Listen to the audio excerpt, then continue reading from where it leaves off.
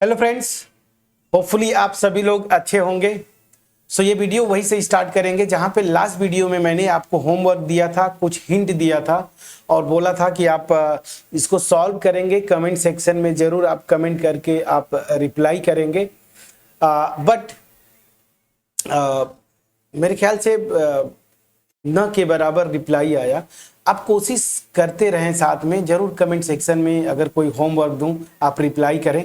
Anyways, चलिए, मैंने यही बोला था कि जब इसका लाप्लास ट्रांसफॉर्म आप निकालेंगे तो जो इनिशियल कंडीशन है वहाँ पे y-0 आपको नहीं दिया हुआ है, तो इसको एक कांस्टेंट आप c या अल्फा कोई भी अपने से आप ले लीजिएगा।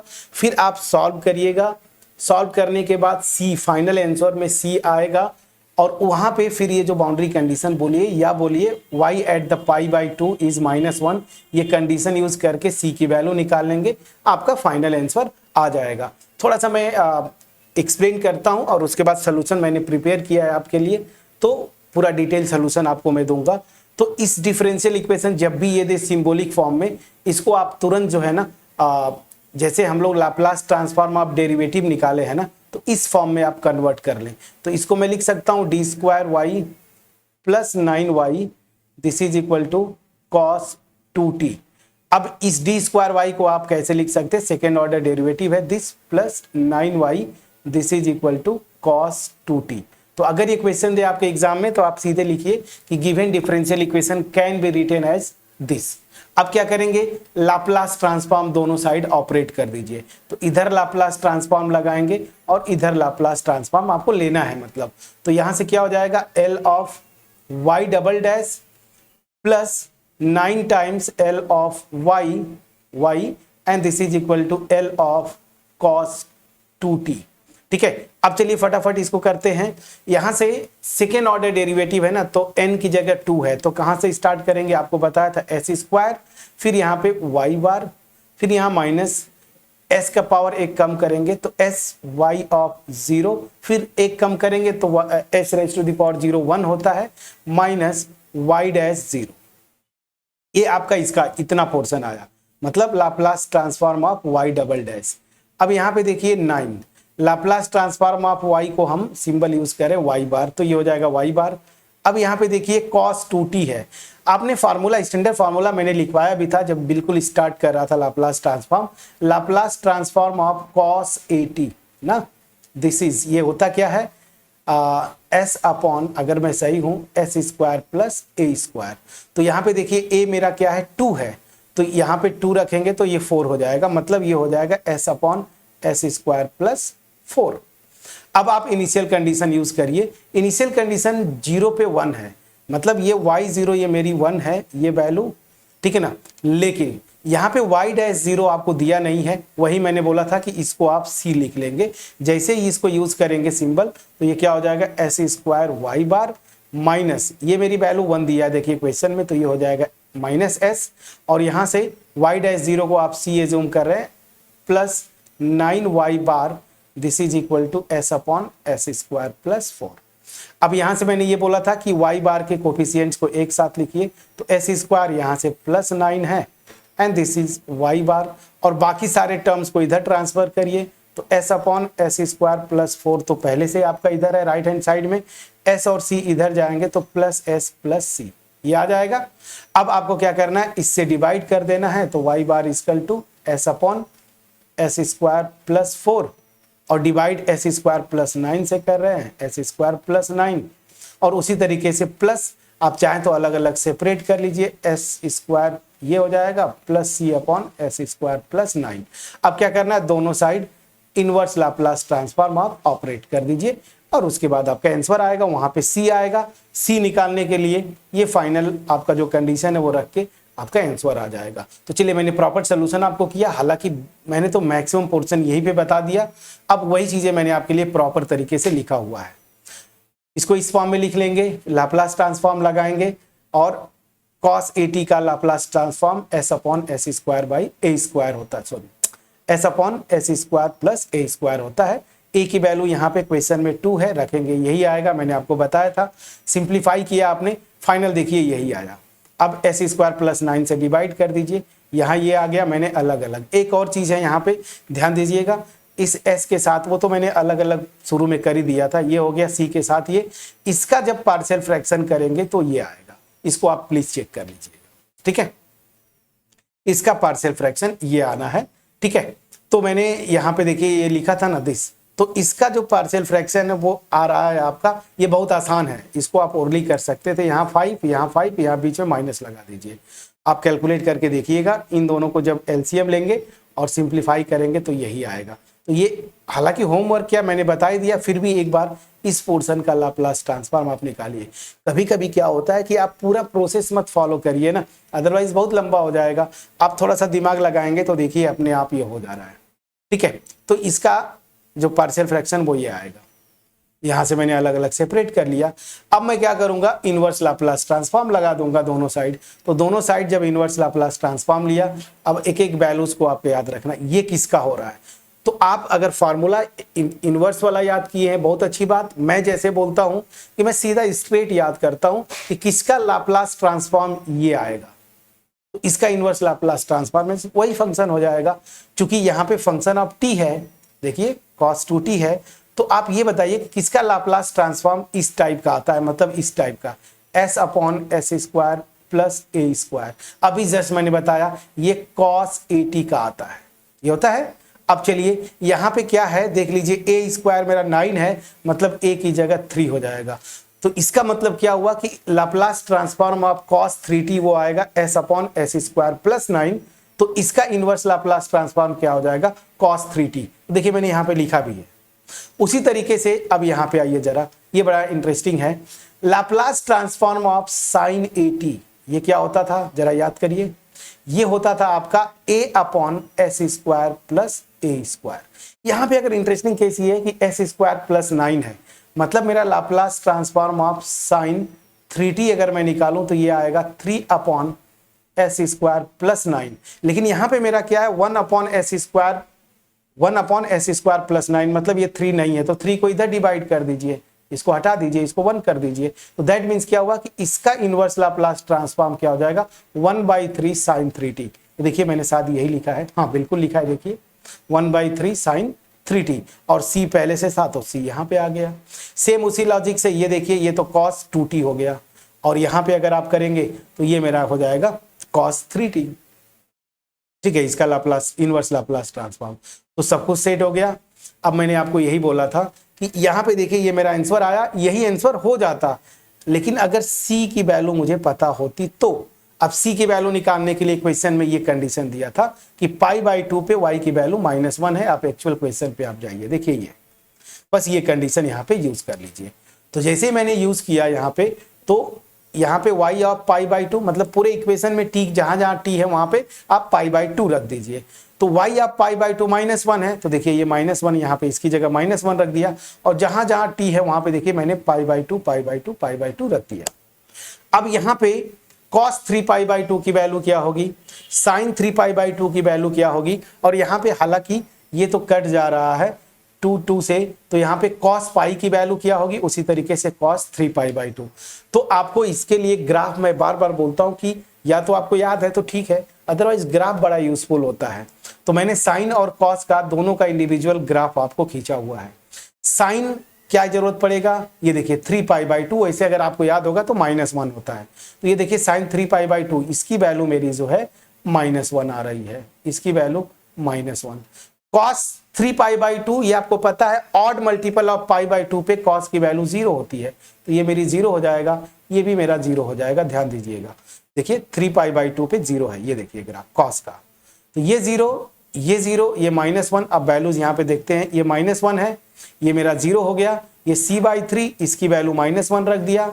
यहाँ पे देखिए cos पाई की वैल्यू -1 होती है, तो 1/5 cos पाई की वैल्यू -1, ये 0 है, रख दिया। अब इसको सिंप्लीफाई कर लीजिए, मैंने सिंप्लीफाई किया है, इधर -1 रखा, ये हो जाएगा -c/3, यहाँ पे हो गया -1/5, -c/3 को इधर रखा, ये इधर जाएगा तो -1 और ये इधर जाके +1/5 हुआ। सिंप्लीफाई करेंगे -4/5, माइनस से कैंसिल हुआ। c की वैल्यू क्या आ जाएगी, 3 से इधर क्रॉस मल्टीप्लाई करेंगे तो 12/5, तो c मेरा 12/5 आया। अब इसी इक्वेशन में रख दीजिए, कहाँ गया मेन इक्वेशन, यही मेरा सोल्यूशन है। Particular solution. अब यहाँ पे c की वैल्यू 12 बाई कितना आया था 5 ना, 12 बाई 5 रख दीजिए। तो यहाँ पे 12 बाई 5 रख देंगे, तो c की जगह 12 बाई 5 रखेंगे, पहले से 1 बाई 3 है, इससे कैंसिल होके 4, मतलब यहाँ पे 4 बाई 5 साइन 3 पाई बाई 2 आ जाएगा, बाकी वैसे ही रहेगा। ये देखिए, तो मेरा आंसर आ गया y of t equal to this, यही मेरा फाइनल आंसर हो गया। कितना इजी था फ्रेंड्स, प्लीज बोलिएगा। ठीक है, तो मैंने एक एक स्टेप को आपको समझाया, तो ये कितना आसान क्वेश्चन, और ये क्वेश्चन कई बार रिपीट किया हुआ है। अब इसी से मिलता जुलता एक क्वेश्चन है जो कि आपको मैं यहीं पे दे रहा हूं, होमवर्क नहीं छोड़ूंगा क्योंकि आप रिप्लाई नहीं कर रहे, ईमानदारी से आप इस क्वेश्चन को यहीं पे करेंगे। ठीक है, ये क्वेश्चन है, ये भी क्वेश्चन कई बार मतलब कई यूनिवर्सिटीज में आया है। d+1 का whole square y equal to t if y0 equal to -3। Again यहाँ पे इनिशियल कंडीशन दिया है ये, और अल्टीमेट ऐसे बोले तो ये boundary condition type, boundary value problem type का हो गया। ये 1 पे दे दिया है, y ऑफ 1 इज माइनस, यहाँ पे y'0 अगेन नहीं दिया है, तो इसको आप c मान लेंगे और इसको आप सॉल्व करेंगे। वीडियो को पॉज करिएगा और यहीं पे आप प्लीज करने की कोशिश करें। ठीक है, अगर आप किए होंगे तो सबसे पहले इसको सिंबल जो सिंबॉलिक फॉर्म में है d+1 का होल स्क्वायर है, मैं ये बिलीव कर रहा हूं कि आपने वीडियो पॉज किया होगा, आंसर निकालने की कोशिश किया होगा। a प्लस बी का होल स्क्वायर का फार्मूला लगाइए, तो a square plus 2ab plus B square, this ये हो जाएगा y, this is equal to t। अब मैंने आपको बोला कि डबल डैश ट्रिपल डैश मिलाइए, तो d स्क्वायर y क्या हो जाएगा y double dash, d of y y dash हो जाएगा, तो 2y dash of plus y, this is equal to t। ये मेरा आ गया, जो डिफरेंशियल इक्वेशन क्वेश्चन में दिया है उसको मैं इस फॉर्म में लिख सकता हूं।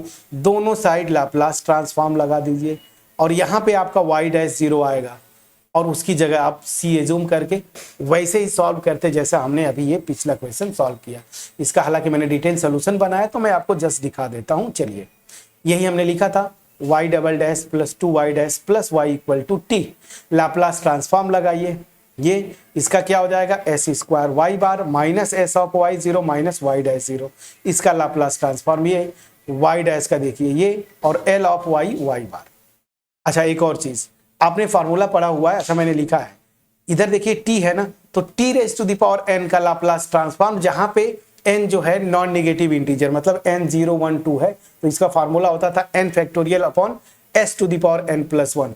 तो यहाँ पे n की वैल्यू 1 है, यहाँ पे रखेंगे तो 1 अपॉन s स्क्वायर हो जाएगा। तो देखिए मैंने यहाँ पे लिख दिया कि Laplace transform of t is 1 by s square.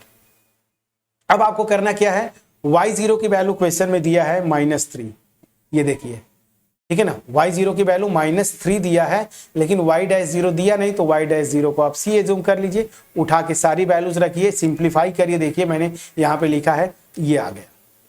ठीक है, यहाँ पे सिंप्लीफाई करके डिवाइड करने पे ये आ रहा है। अब मैंने होमवर्क लिखा है, कुछ तो काम जरूर करवाऊंगा। अब इसका पार्शियल फ्रैक्शन करिएगा, ठीक है ना, इसका पूरे का मतलब इस पूरे को सिंपली पार्शियल फ्रैक्शन, इसको पार्शियल फ्रैक्शन में ब्रेक करिएगा, इसको करिएगा, और जब सब कुछ सिंप्लीफाई करेंगे तो आपका ये आएगा।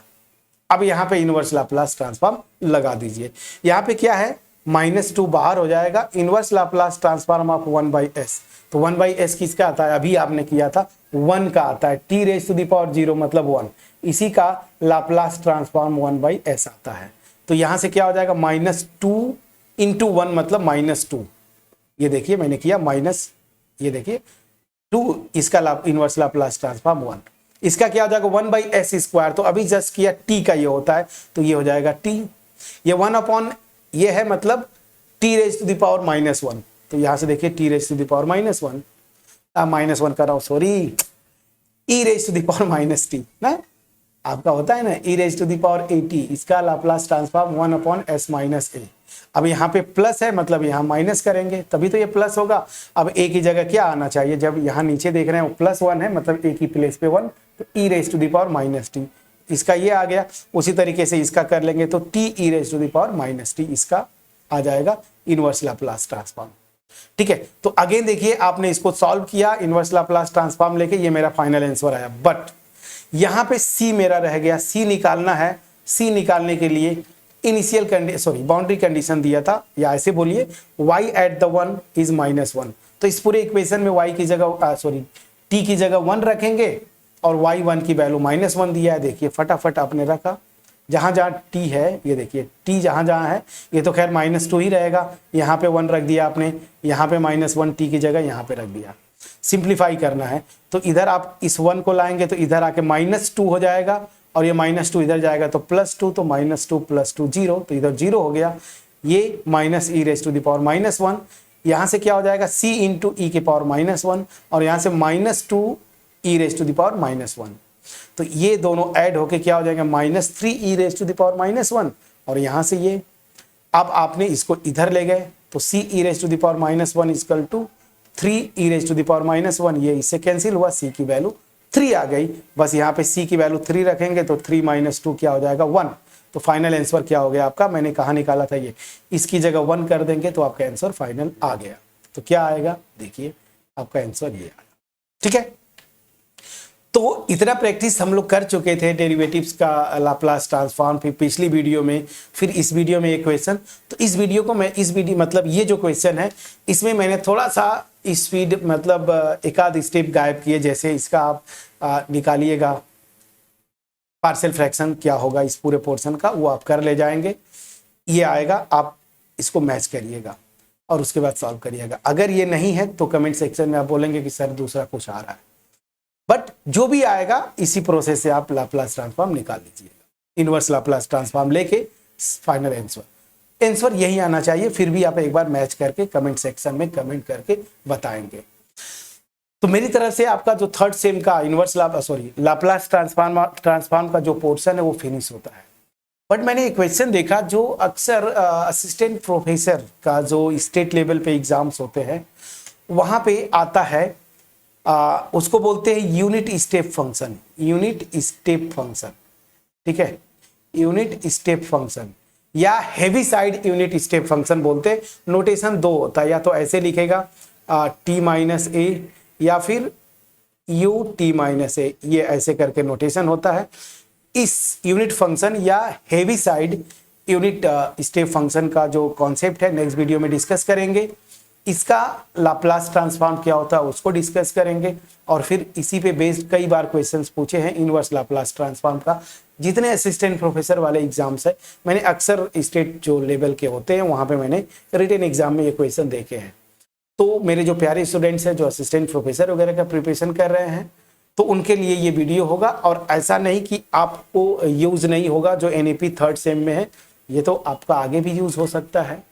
तो खास करके इंटीग्रल इक्वेशन जब आप आगे पढ़ेंगे तो हेवी साइड यूनिट फंक्शन या सिंपली यूनिट स्टेप फंक्शन उसको हम लोग करेंगे नेक्स्ट वीडियो में। अगर मेरा एफर्ट आपके पास पहुंच पाया, वीडियो को लाइक करिएगा, फ्रेंड्स के साथ शेयर करिए, चैनल पे नए हैं जरूर सब्सक्राइब करिए।